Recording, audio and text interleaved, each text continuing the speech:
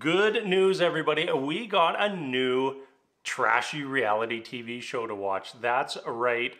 Joe Millionaire for Richer or Poorer. I believe this was on Fox. I'm not sure which day the premiere was. I just caught it tonight. So I'm going to do a video on it. We can talk about the show, what looks good, what looks entertaining, and what is just the usual normal trash that we always love from these shows. So the premise of this show originally was, hey, let's basically do The Bachelor, except instead of having like a real eligible bachelor, we just have some guy and tell everyone that he's loaded.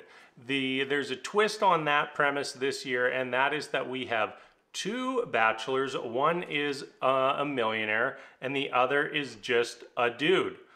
So that is kind of the twist. And this is something that I've always wanted the Bachelor or Bachelorette to do, is have two leads, just because I think that that is an absolute massive source of drama and storylines. Like just the thought that there's gonna be one woman that both these guys are interested in at some point during the show. We all know it's going to happen. It's absolutely inevitable, and makes the show just that more intriguing to watch. Even just on night one here, where we weren't even getting that deep into the relationships. We weren't even getting that deep into knowing our Joe Millionaires. It was already intriguing. Just there was each Joe Millionaire went on a group date tonight, and you know, they had Steven, who is the actual millionaire but also a farmer, taking all his women on this line dancing date, and they're just having an absolute blast. Meanwhile, Kurt goes on a cotillion with his group of women, and the dates couldn't be more different. You know, everybody's having a blast on Steven's date, the line dancing. You know, they go back to the mansion after, have a pool party where they're just taking clothes off, jumping in the pool. And then you have Kurt with this ball, with this cotillion, that everyone is being petty. There's like, it's like watching little 10, 5, 6-year-old kids had a little princess ball, like being jealous over each other on which dress they got to wear and how much time the pretty man is spending with all of them. And they just kept cutting back from scene to scene to scene to scene, like the most fun date ever, cut it over to the least fun date ever. That moment where Kurt was basically standing waiting for the date to end, and there's a group of women sitting in a circle beside him just fighting with each other, and like they don't even give a crap that he's there. They don't even care that he's present. They are just bickering at each other like little kids, and like just totally ignoring him. And meanwhile, like, cut back to the mansion, Steven's doing a backflip off the diving board. Everybody's piling in the hot tub, having the greatest night ever.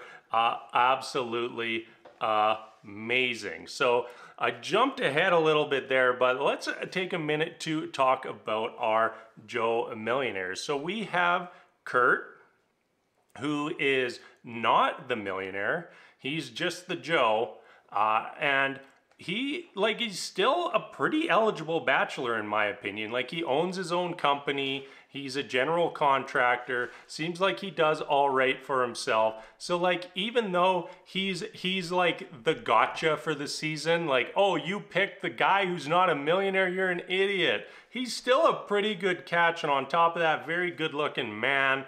And then paralleled with Steven, who is our millionaire worth over $10 million. He is a farmer from Missouri. Looked like he's done very well for himself. You know, he's got the farm, he's got helicopters, he's got his own lake. He's doing all right, but I kind of like it. You know, they took two guys who, you know, are kind of doing similar professions. You know, one's a farmer, one's in construction. So it's not like you're paralleling a Wall Street hedge fund millionaire with, you know, with like a guy who just works on, who's just a cowboy. You know, we got guys, they're pretty similar, pretty comparable. You know, both own their own businesses.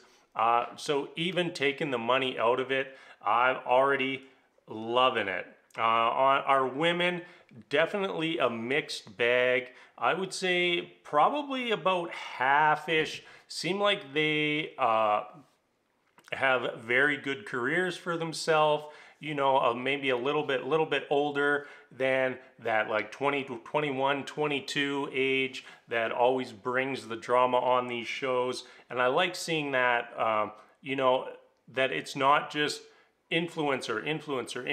Like we had, I think, a pair of attorneys, you know, multiple business owners.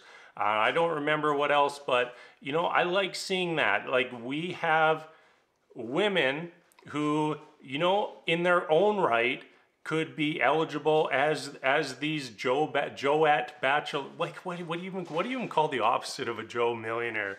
Joette millionaires, and it's kind of cool to see. You know, we still have the influencers and the models mixed in, but it's not Jane Millionaire. There we go. But they're not the majority, and I definitely appreciate that, and I definitely think that will increase the quality of the show as we get into it. Also had that controversy right at the start of the episode. Our two Joe Millionaires came out.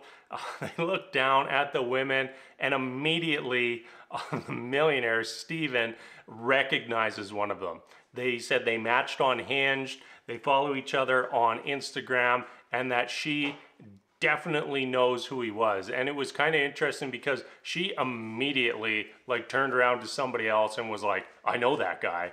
But the drama there ends up being that Steven just immediately kicks her out of the show. I'm not sure I loved how they handled that. I would have thought it would have been interesting, you know, like she got selected, she got picked for the show, like have them just go on a date. And, you know, if the date goes well, maybe he changes his mind before making the decision to send her home. You know, kind of feels like a big letdown on her end that she's like selected for the show, gets through the casting. I don't know if they had to do whatever for quarantine testing to get on the show this season, but then to get there and the guy to walk out and just be like, oh, I know you, you have to leave. Pretty brutal. But anyways, that's enough about the show for this week. I think I'm going to jump in and cover this. I had a blast watching this. It had such a different vibe than The Bachelor. And, you know, it was fun. I enjoyed it. You know, I didn't come in with that negativity that I bring to some of the Bachelor, Bachelorette from repeated seasons that are just absolute garbage. You know, some fresh eyes, fresh thoughts, fresh opinions on this. And I loved it and interested to see where it goes from here. So that's going to be it for this. Hope that if you didn't know about this show, that you do now and you go and check it out because it was fun. If you like The Bachelor, Bachelorette, go watch this. You know, let's compare these two head to head, see which one we like more come the end of the season. All right, that is it for me tonight. As always, thank you so much for watching. And until next time, we'll see you later.